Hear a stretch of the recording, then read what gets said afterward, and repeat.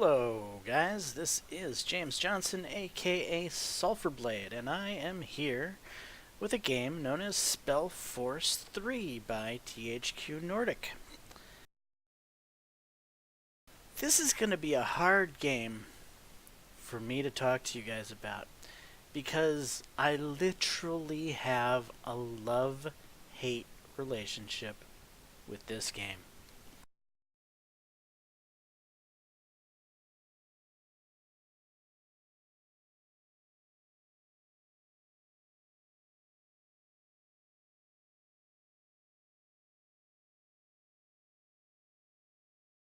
Alright, so I've got an ongoing campaign, and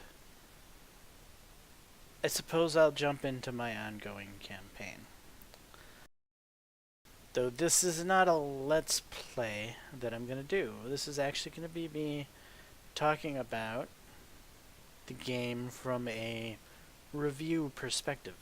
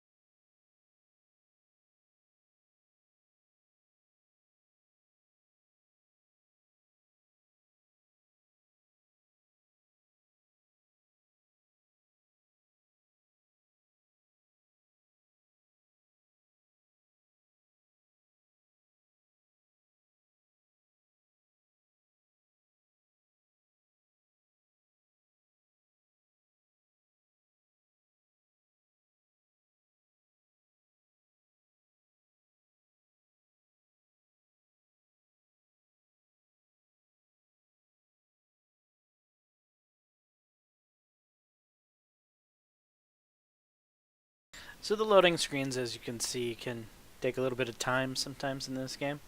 But to be honest, it's typically worth it. Um, you don't load through that many loading screens that often. And then there's even this feature that after the loading screen finishes, it won't actually continue on until you tell it to. So you can literally, go to the bathroom or go cook something or whatever, and when you come back to the computer, you can just hit space to continue on, which is kind of a nice little feature about the game. So here we are. I'm in the middle of an RTS portion of this game, and let me tell you, I'm not a huge fan.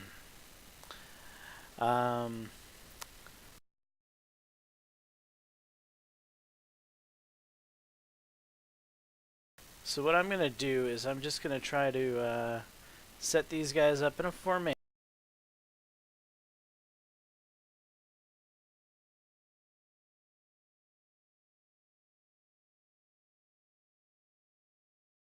We'll put them on defensive mode, though I don't think I have any archers here. I do have archers, but they're actually in the front line. That's the way it looks like, so...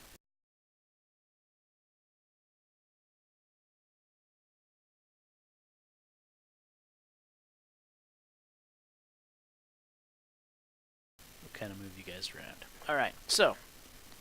this game is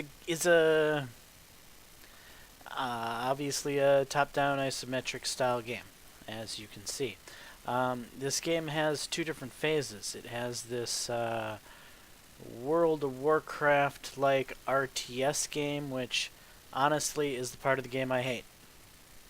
And then it also has the isometric top-down CRPG experience.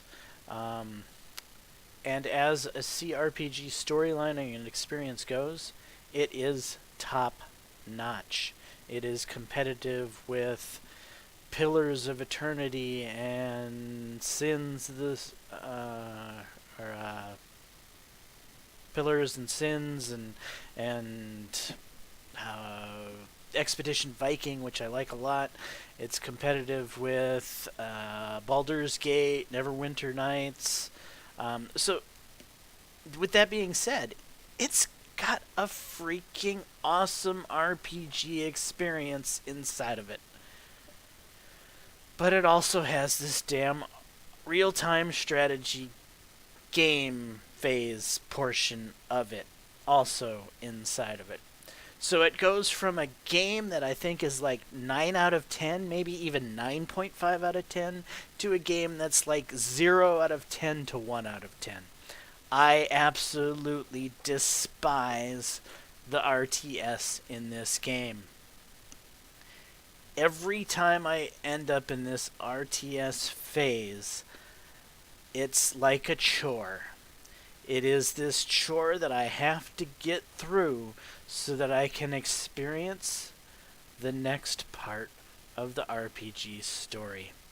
I wish there was some way to skip through these things because I hate them. They're horrible, terrible, awful. They just make me want to pound my head against a table. I just despise this portion of the game. But the RPG experience portion of the game is so good that it almost it forces you to go through this torture of having to get through these RTS fiasco phases in order to get into the RPG aspects again. The RTS, the real time strategy portion, it wouldn't be so bad if it was maybe more like an Age of Empires or something, where maybe you could actually build walls. But no, the only defensive structures you can build are towers. And the towers, they require manpower. And, well, the only way to get manpower is from each of the outposts that you build. And basically, this is not a defensive RTS. This is the only way I've been able to stomach this RTS is to basically do the peon rush at the very beginning. Take your heroes and whatever troops you have and just try to smash the enemy at the very beginning of it so that you can get through and get to the next portion of the game. Playing it out, trying to enjoy the experience, trying to build up defenses, expand your economy, evolve the RTS portion of the game is just, it's not worth it. Because, maybe I'm just really bad at RTSs, but the computer gets all the edge. The longer you take to go on the offensive, the stronger the computer is, and the more ways and angles the computer will attack you from, the better it is at doing the micro. It's just a very frustrating experience. You just want to slam your head against the table.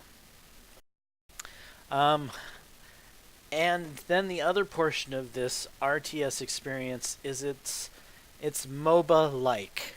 Instead of being a true RTS, you have your heroes, your main characters, right?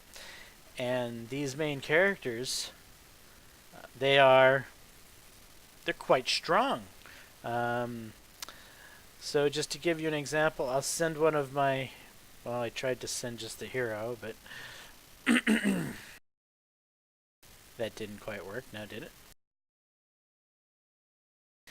Anyway, the hero characters are incredibly strong. It's if you've ever played MOBAs where you're stuck in lanes and you'll have the kind of background peasant people fighting, and then you have your heroes that you're personally controlling, and you're trying to get your lane to go further on in. Sometimes that's what this game feels like, because the heroes are just so much stronger than everything else around that you almost don't even want to play with the rest of the game. You just want to take the heroes and get it over with, which is really honestly the best strategy for this RTS experience, is just to take your heroes and get it over with, because honestly, the RTS experience of this game, in my opinion, is crap. Utter, complete garbage. But the RPG experience is just phenomenal. The story in this game is so phenomenal. The the combat in the game is actually good when you're not stuck in this RTS portion BS of it. When you're in the RPG combat section of the game where it's just you and your heroes exploring a new area of the map, it's so enjoyable. But no, there's this RTS portion. So literally, I love this game and I hate this game all at the same time in almost equal measurements. Because there's about 50% of this game that is this RTS experience, and the other 50% of this game is the RPG storyline elements that are in between the RTS experiences. That part of the game is so, so, so good, and this part of the game is so, so, so bad, which really, I don't know as if I've ever played a game where I both loved and hated it so passionately all at the same time. But that's what SpellForce 3 is, guys. I I have to recommend this game because of the RPG experience. It's so good. But at the same time, when I recommend this game to you, I know that I'm going to be making you endure the crappy RTS section of this game that I would never recommend to anyone. So that's my recommendation, guys. This is a great game, but you're going to be tortured by it all at the same time. So when I recommend this game, I recommend literally half of this game, and I don't recommend the other half. So take that how you want to. If you really enjoy RPGs, isometric RPGs, CRPGs, if you enjoy games like that, you're going to love this one. However, at the same time, it's a really, really, really bad version of Warcraft. And I'm not talking World of Warcraft. I'm talking Warcraft and StarCraft and Age of Empires. And, I enjoy all those games. Those games I just named, I enjoy. But I do not enjoy the RTS game that's inside of this game. It's worse than the original Warcraft. If the original Warcraft was the RTS inside of this game, I probably enjoy it, but it's not, guys. The RTS portion of this game is very it's close to being what an RTS should be, I guess, but there's just things that are wrong with it. Like in this particular map that I've been trying to get through, the AI spams catapults. And normally, AI spamming catapults, that's no big deal because catapults are easy to whack with a sword and beat down, right? Catapults are siege weapons, therefore for launching great amounts of devastating damage at range. And that's what catapults do in this game. They launch great amounts of devastating damage at range. But they move like lightning. You go to attack them, and these catapults can kite you like no tomorrow. So you have like super catapults in this game that move as fast as every other troop in the game. They're not big, lumbering, slow wrecks that are easy to beat down. They're the super most amazing, powerful troops ever in the game that can actually do a lot of damage to your heroes because your heroes are best macroed together in one group. When you're playing this game, you want to keep your units together so you can spam heals like I just did, so you can do AoE attacks like that. I mean, if you have a hero running over here and a hero running over here and a hero running over here and a hero running over here, it becomes a macro nightmare. This guy's getting hurt, this guy's getting hurt, this guy's getting hurt. Your healer can only heal, one of them. He can't heal all three at the same time. And that's what happens when you get in a fight with these catapults, is they all run in different directions, and the AI goes running after them, your heroes go running after them, unless of course you set the AI to be in defensive mode. And if you set the AI in defensive mode, they just stand there, and so the catapults shoot them and they just stand there and die because you've set them to defensive mode. You've told them not to go anywhere. But if you set them to offense, they all scatter off in different directions, and now you have a macro nightmare. And so, yeah, catapults in this game are one of the worst things ever because they are super mobile, can kite you forever, and they dish out so much damage. And that's that. Each of these RPG, or not RPG, but RTS experiences, you get to deal with a new head-slamming, wall-banging experience of, okay, what hurdle do I have to overcome in this map? And in this particular map, it's the spam of the catapults that you have to overcome. But in maps prior to this, the AI wasn't building catapults, and so there was different things that you needed to overcome. But that's just how the RTS in this game works, is every map is a new horrible RTS experience that you just want to slam your head against a wall for. But anyway, that's SpellForce 3. SpellForce 3 is an amazing RPG experience with a horrible RTS experience. I don't know what else to say about this game, guys. That is SpellForce 3 in a nutshell.